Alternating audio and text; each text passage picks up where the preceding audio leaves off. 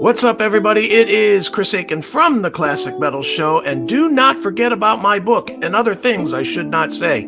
This is the uncensored look at my rabble-rousing in my time in the military, and believe me when I tell you, this is not for the children, folks. This is a dirty book.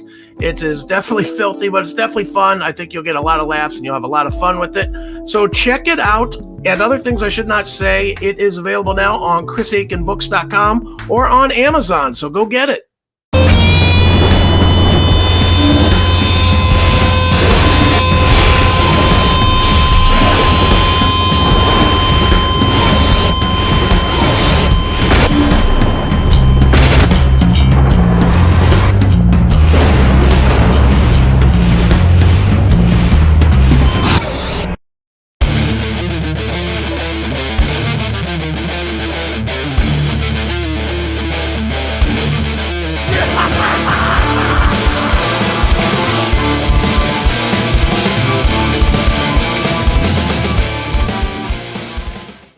What's going on, everybody? It is Chris Akin, and it is time once again for Chris Akin Presents.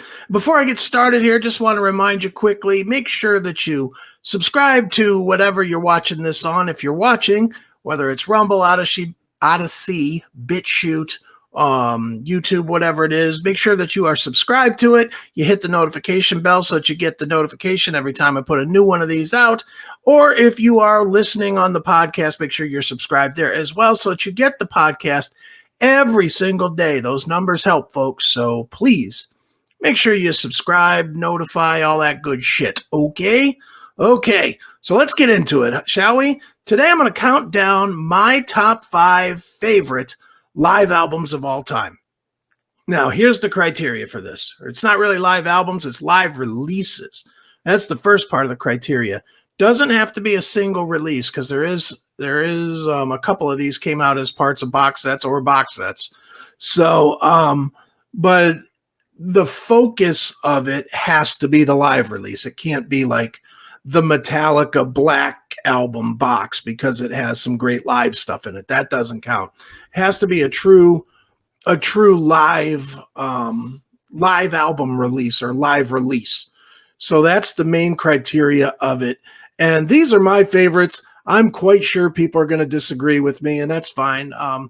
If you want to leave your top 5 or your top 1 or tell me why I suck or tell me why I'm right on, please do in the comments. Okay?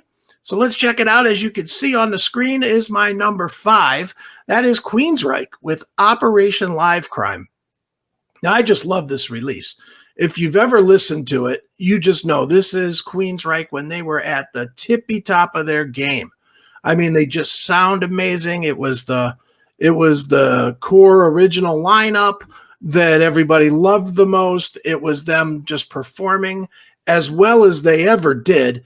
And Queensryche has a ton of live releases out there, and none of them sound this good. None of them watch this good. When this originally came out, it was a box set with Live Crime, the DVD, or I think it actually came with cassettes at one. You could get cassette or CD rather, and a VHS tape, and that's the one I had. And I must have watched the VHS tape 455 times. It was fantastic. Still is fantastic. Queensryche has never been the same since, but it doesn't matter because we have this. So at number 5 for me is Operation Live Crime from Queensryche. So now let's move on to number 4. Number 4 for me is a band that a lot of people are going to bitch. So how could this not be number 1? Well, it's not. It's number 4 for me. It is Slayer, The Decade of Aggression Live. This is, in my opinion, the perfect live release for Slayer. It's the perfect live release, and it came at the perfect time in their career. Seasons of the Abyss tour, this is what this is. If I'm not mistaken, and I could be because I really didn't research this at all. I'm just winging this one. But I believe that this was recorded on like an off day of the Titans tour, that they did with Megadeth and Alice in Chains and Anthrax. They had like an off show that was a full show, and that's when they recorded this. I could be dead wrong on that. Again, I'm sure somebody will tell me if I am. But This has everything that you really would want, with rare exception. I don't know about you guys, but everything Slayer has two careers. They have seasons back and seasons forward. And I'm not saying there hasn't been good stuff in the seasons forward, but there's been nothing at all that compares to Seasons of the Abyss and back. And I know some of you look at Seasons of the Abyss the same way you look at the Black Album for Metallica. It's like, oh, that's when Slayer slowed down. They weren't as heavy, blah, blah, blah. Well, kiss my ass. I love that fucking record. And I love this one because this has everything I need to hear as a Slayer fan. And to be honest, 90% of this is still the set list, or was still the set list at the end of their career. So this thing, damn near perfect. And I like the fact that it's raw. I like that. I don't believe that there's very few, if any, overdubs on this sucker. I honestly doubt that they went in and cleaned anything up other than leveling things out a little bit. But this one's perfect for me. So number 4 for me, Slayer, Decade of Aggression. All right. Moving up to number 3, and this one here is probably going to surprise a lot of people. I'm sure it's not on most people's list, but it's on mine. Number 3 for me, Sepultura, Under a Pale Gray Sky. Now, there's history behind this one. Again, don't hold me to any of this. As I always say, I'm no expert on anything. I just know what I've heard or what I've lived with as the rumor over the years. But as I think I remember, this was the very last show that they did with Max Cavalera. As I've heard, and as the rumor goes, it was after this show that they had their big blowout fight between Max and the rest of the band over Gloria Cavalera and her management style and her management of the band. And that's when Max left. So this really stands as this kind of a hallmark for the band. And I know even the band today that calls themselves Sepultura does not even include this in their catalog. When you look at their list on like their website or whatever, they don't have this one listed. And it's because Roadrunner put this out without permission. Roadrunner, I guess, recorded it, but then they put it out, and the band had already kind of broken up and they didn't know what they were going to do, or they were looking for a new singer and they didn't want this live record out there. But Roadrunner put it out anyway. So we get this record. And if they were having internal strife at that point, they sure weren't bringing it to the stage, because this thing is just a motherfucker of a release.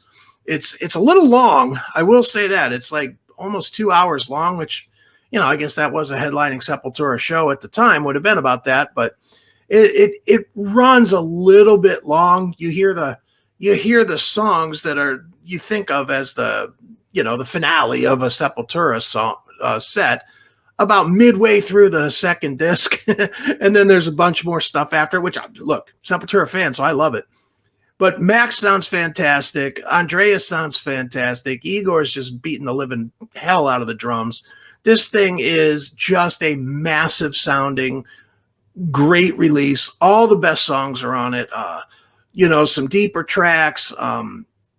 You got a Cro-Mags cover on it, which is pretty cool. You got a Motorhead cover on it, which is pretty cool. It's just a perfect mark. Now, for me personally, I love the new Sepultura with Derek Green. I guess it's not new anymore. It's 30 years old or whatever. But I love the Derek Green era. And that being said, this is probably my go-to for Sepultura, period. If I had to pick one release, it wouldn't be Arise, and it wouldn't be Roots, and it wouldn't be Chaos AD. It would be this one, because it has all of the best stuff on it, and it has the band just sounding great. And if you ever saw them live during this era, they were fucking amazing. So Sepultura, Under a Pale Gray Sky, number 3 for me. All right, so let's move on here. Number 2 for me is one that for most of my adult life has been my number 1. That is Iron Maiden, Live After Death. This thing, reason it was number 1 for so many years, I think, it was one of the very first ones that I ever had. There was a lot of records that were out there, and I had some other stuff that I liked. I mean, if I was doing rock and metal, I'd probably have the Y&T Open Fire in here somewhere.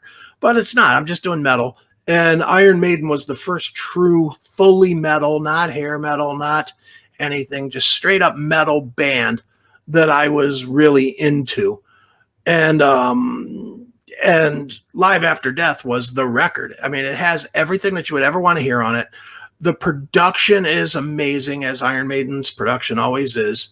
And just their energy is straight up on fire. And, this is another one. Iron Maiden, I think there's, 35 or 40 official Iron Maiden live releases. Not that many, but there is a ton. There's too many.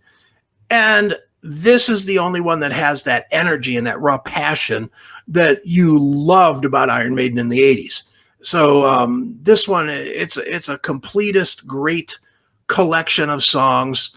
Again, same story as I said with the kind of with the Sepultura and with the Queensryche and with the Slayer. To be honest, they all have a peak moment where it's like a before and after thing.